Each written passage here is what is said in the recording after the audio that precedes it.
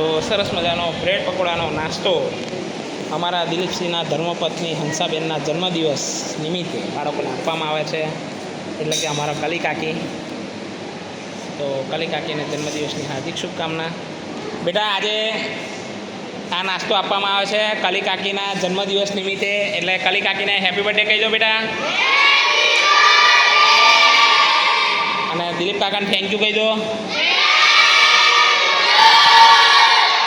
હા, જોઈએ ખાઓ અને જોઈએ એટલી વાર લઈ જજો, બરાબર છે. ખાવાનું ચાલુ કરી દો ભગવાનનું નામ લઈને.